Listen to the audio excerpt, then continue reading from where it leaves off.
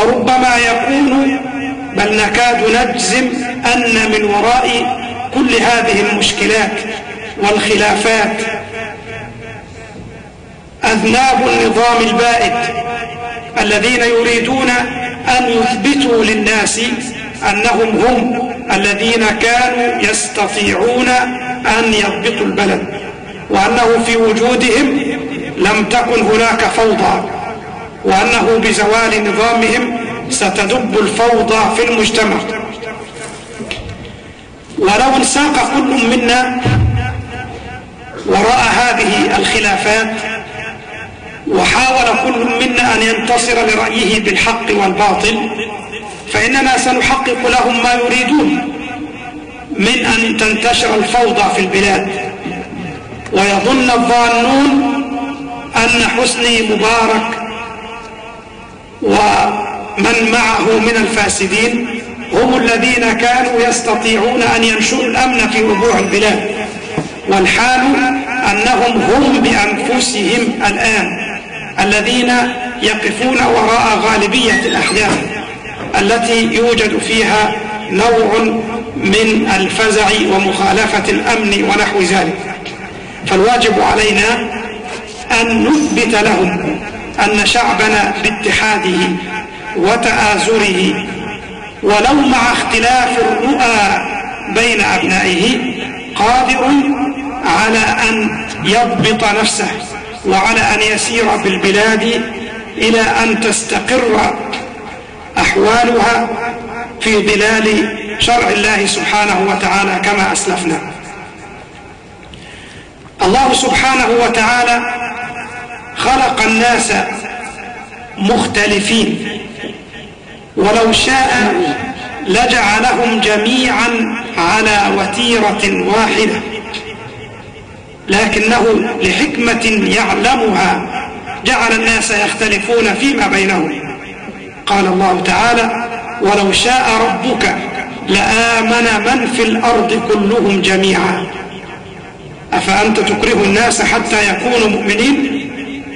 إنك لا تهدي من أحببت ولكن الله يهدي من يشاء. ولا يزالون مختلفين إلا من رحم ربك ولذلك خلقهم.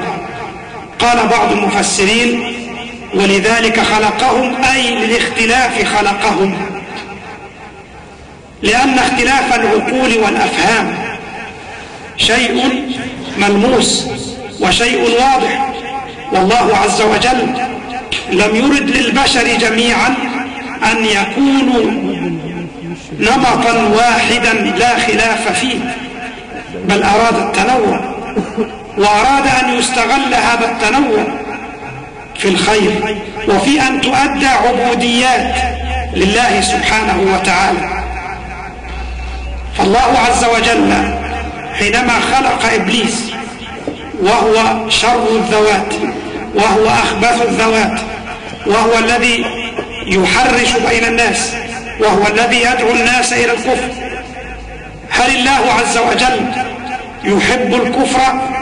لا يحبه، لكنه من ناحية الأمر القدري أراده وأوجده. فالكفر موجود بالإرادة الكونية، لكنه ليس مرغوبا فيه من حيث الإرادة الشرعية، الإرادة الشرعية التي يحبها الله ويرضاها، لا، لكن الإرادة الكونية نعم، الله عز وجل لا يقع في ملكه إلا ما يشاء. من يشاء الله يضلله ومن يشاء يجعله على صراط مستقيم. فالله عز وجل خلقنا مختلفين، وخلق إبليس لحكم عظيمة، منها أنه بدعوته للناس إلى الكفر فإن الله سبحانه وتعالى يحقق أنواعا من العبوديات، منها أن يجاهد الناس أنفسهم وأن يجاهدوا هذا الشيطان وأن يأمروا بالمعروف وأن ينهوا عن المنكر. والله عز وجل أوجد إبليس ليغري بعض الناس بالمعصية ثم يتوبون إلى الله عز وجل فيغفر الله لهم، فتتحقق آثار أسمائه التي فيها معنى المغفرة وفيها معنى الرحمة. وهناك من يطيع إبليس ولا يتوب إلى الله عز وجل، فتتحقق في شأنه آثار أسمائه القهرية سبحانه وتعالى كالقهار والجبار وما إلى ذلك. ومع ذلك، مع أن الله سبحانه وتعالى خلق الناس متنوعين، إلا أنه أراد منا في ظل شريعة الإسلام أن نتحاور بطريقة لا إجبار فيها ولا إكراه فيها. ألم يقل الله عز وجل: لا إكراه في الدين قد تبين الرشد من الغي، فمن يكفر بالطاغوت ويؤمن بالله فقد استمسك بالعروة الوثقى لا انفصام لها. فالله عز وجل يرغبنا في سلوك طريق الدين والإيمان، لكن يأمرنا ألا نكره الناس على ذلك. أفأنت تكره الناس حتى يكونوا مؤمنين؟ لا إكراه في الدين قد تبين الرشد من الغي، فمن شاء فليؤمن ومن شاء فليكفر. والله عز وجل في كتابه الكريم يقول للمشركين: وإنا أو إياكم لعلى هدى أو في ضلال مبين. يقول المفسرون إن المقصود إننا على هدى وإنكم على ضلال مبين، وهذا حق، ولكن الأسلوب القرآني يصوغ العبارة بحيث يرغبهم في المجيء إلى الهدى والنور. ربما لو قال لهم من أول الأمر إنكم في ضلال مبين لقالوا: بما أننا في ضلال إذن لا حاجة للنقاش والحوار. لكن أن يقال لهم في صيغة قد يفهم منها أنهم على شيء من الهدى أو على شيء من الحق، فإن ذلك يجذبهم إلى دعوة الله سبحانه وتعالى. فهذا حوار القرآن الكريم مع الكافرين، فما بالك بحوار المؤمنين بعضهم وبعض. إن رسولنا صلى الله عليه وسلم يبين لنا من خلال سنته وسيرته طرفا من أدب الخلاف في الإسلام، وأننا قد نختلف، ولكن الخلاف لا يؤدي إلى البغضاء ولا يؤدي إلى التنافر ولا يؤدي إلى أن يكره بعضنا بعضا. في يوم غزوة الأحزاب جاء جبريل عليه السلام يطلب من الرسول صلى الله عليه وسلم أن يكمل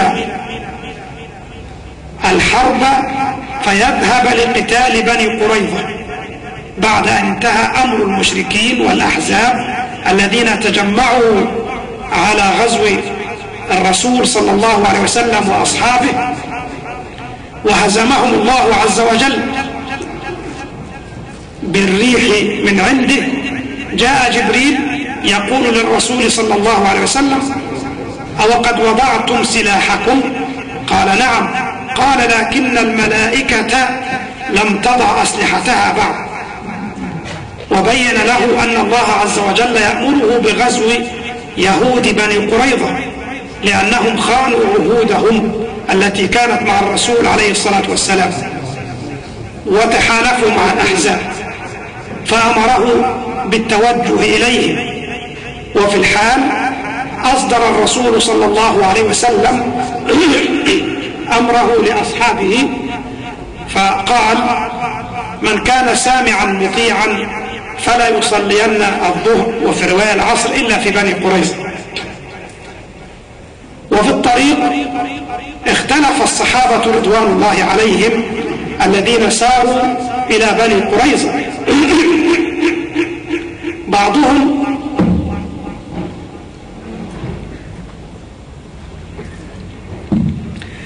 تمسك بحرفية النص وقال إن الرسول عليه الصلاة والسلام قد أمرنا بأن لا نصلي إلا في بني قريظة، فحتى لو خرج وقت الصلاة لن نصلي حتى نصل إلى ديارهم.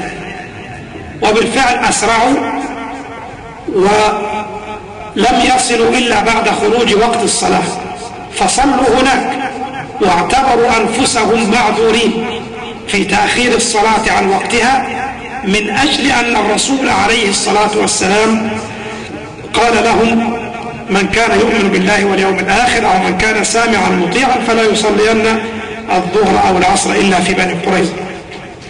والفريق الآخر قالوا: لا، إن الرسول عليه الصلاة والسلام لم يرد حرفية الأمر، إنما كان يقصد فقط أن نسرع، فهو لأجل السرعة يقول لنا: أسرعوا حتى تدركوا العصر في بني قريظة، لكنه لا يقصد أننا إن طال الطريق علينا ولم ندرك العصر هناك لم يقصد منا أن نؤخر العصر، إنما نصلي بحسب ما تيسر. وهكذا اختلف الفريقان، صلى بعضهم في الطريق بحيث لا يخرج عليه وقت الصلاة، وصلى بعضهم بعد أن وصل إلى هناك. فماذا فعل الرسول عليه الصلاة والسلام؟ لم يعنف أحدا من الفريقين،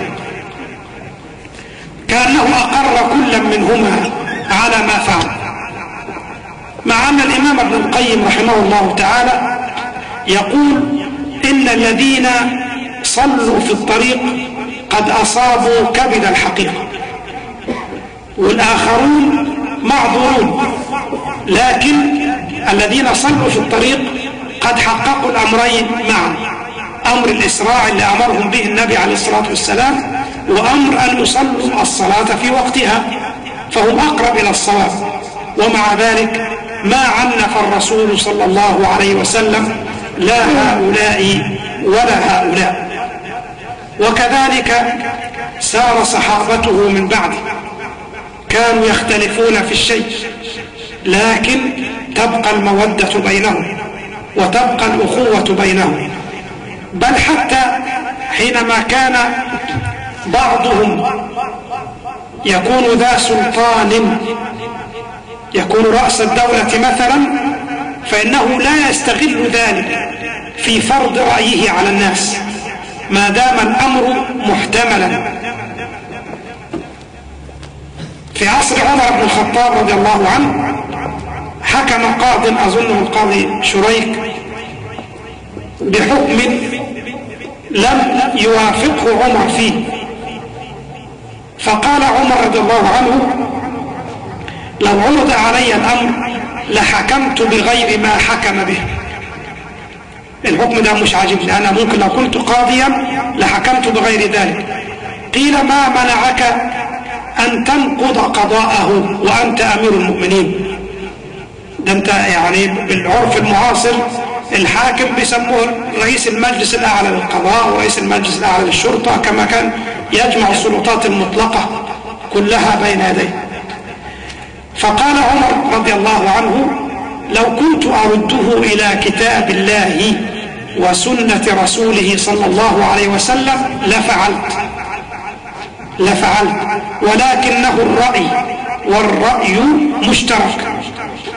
يعني الأمر لو كان هو مخالف مخالفة واضحة صريحة لكتاب الله وسنة رسوله صلى الله عليه وسلم فإن الحكم ينقض، لكن ما دام في دائرة الاجتهاد أنا أختلف معه وهو يختلف معي، ولا أنقض قوله